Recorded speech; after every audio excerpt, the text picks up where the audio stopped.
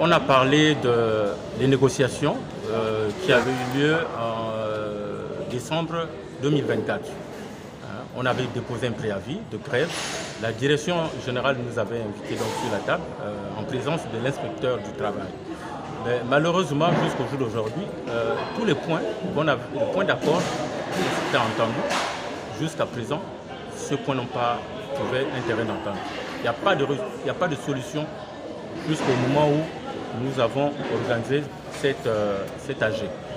Donc, on s'est retrouvé avec le personnel pour dire, écoutez, ça fait déjà 7 mois, parce que nous sommes, aujourd'hui c'est le 1er août, ça fait 7 mois qu'on a eu des négociations avec la direction générale, mais il n'y a pas de solution. Dans ces négociations, on parlait de la gratuité du transport.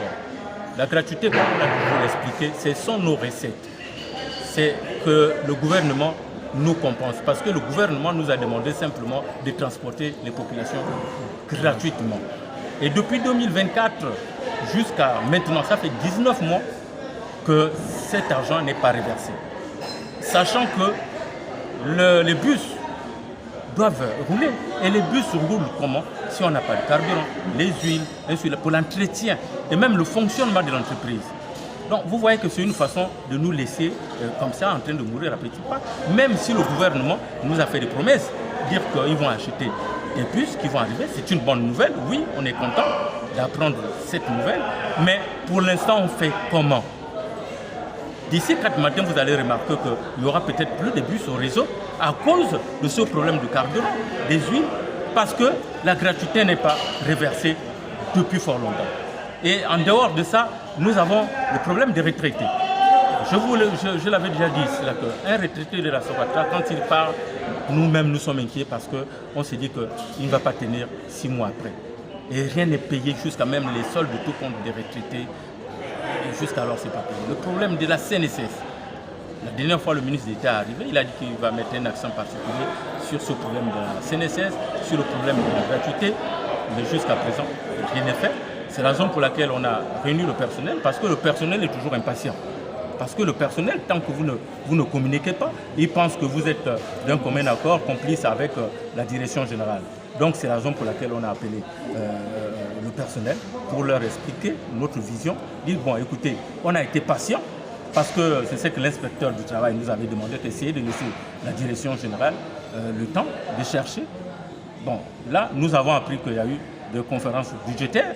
Nous attendons, c'est que la direction générale va nous dire, le DAF va nous donner des informations, certainement, parce qu'il faut bien que le gouvernement pense déjà à résoudre ce problème de gratuité qui est vraiment un caillou dans notre chaussure. Nous ne pouvons pas empêcher un syndicat d'exercer. Donc c'est le droit du ministère de l'Intérieur de suspendre ou bien de dissoudre un syndicat.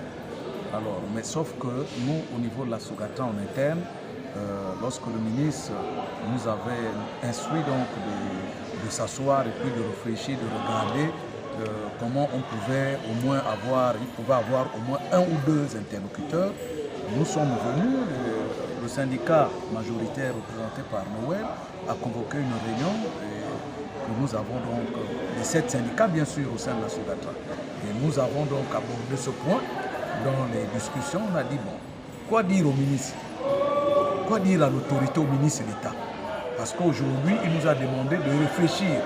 7 syndicats, pour lui, c'est trop. Il ne peut pas travailler avec 7 syndicats. Même si on se retrouve, tout le monde ne peut pas parler. Bon, nous nous sommes dit, on sort d'une élection des délégués du personnel.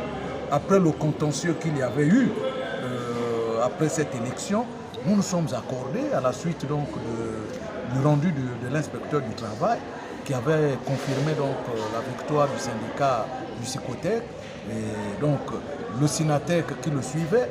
Il y a ces 2 syndicats qui ont eu les délégués du personnel. Et maintenant, nous allons dire au ministre que si vous avez besoin d'un syndicat, vous appelez le syndicat majoritaire. Maintenant, si vous avez besoin qu'il soit accompagné d'une autre, vous appelez son second. Maintenant, si vous voulez recevoir dans le cadre du dialogue social, tous les autres syndicats ont le droit de parler, ils ont un mot à dire. Même lorsqu'on n'a pas de délégué du personnel, on a toujours un mot à dire. Ça va dans le cadre de l'apaisement. de la sérénité au sein de l'entreprise. Donc on n'exclut personne, mais c'est juste pour essayer un peu de répondre, donner une réponse favorable à l'autorité et aussi une réponse du droit.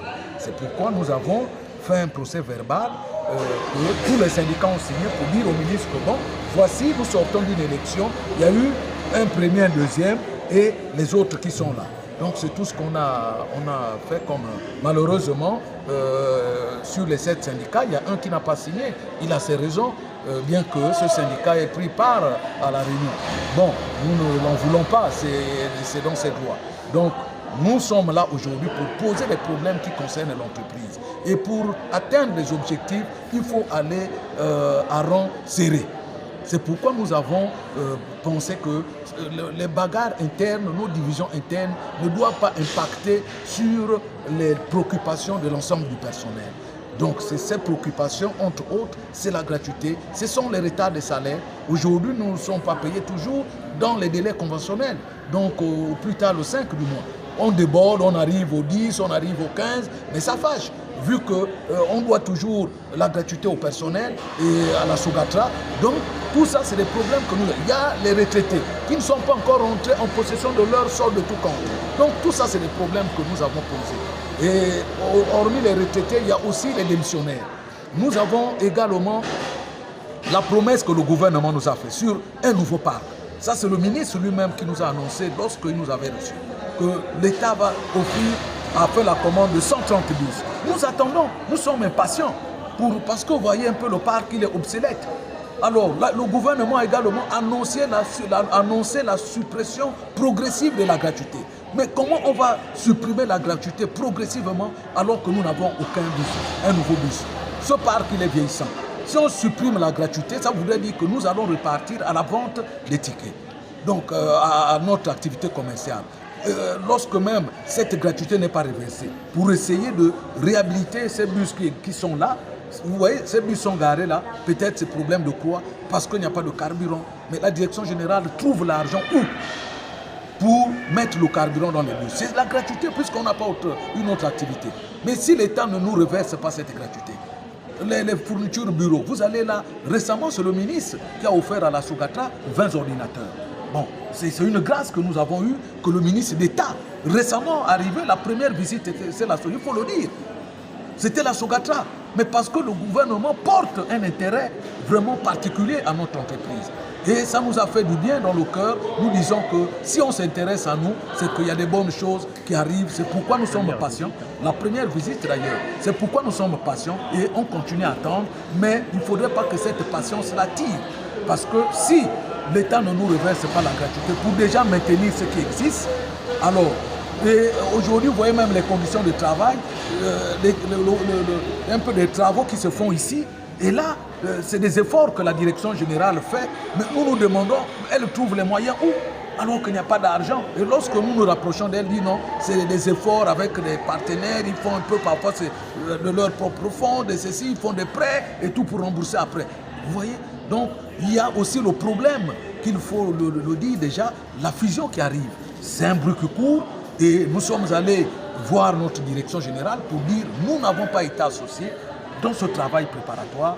Elle nous a fait savoir qu'elle attend également que le ministère, l'État, le gouvernement puissent les notifier officiellement pour qu'elle nous inclue dans ce travail, dans ce processus, dans les règles de l'art, en respectant la loi et tout ça. C'est pourquoi aujourd'hui nous avons tenu cet agent. Et calme. Se met encore à couper les agents qui viennent même à 5 minutes de retard. Ils coupent toute une journée ou bien 4 heures, mais ça, c'est interdit par le Code du travail.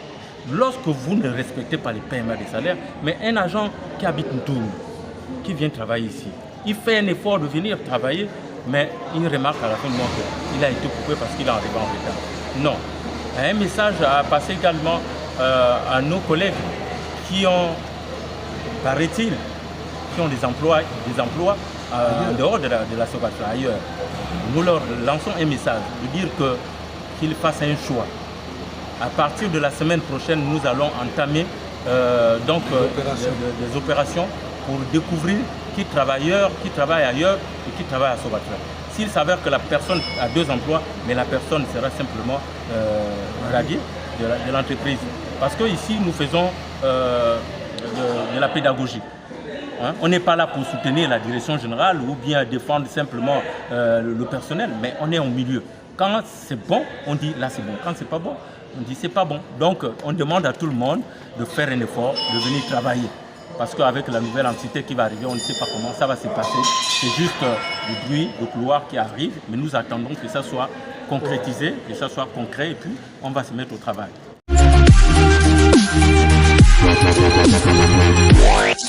Yeah.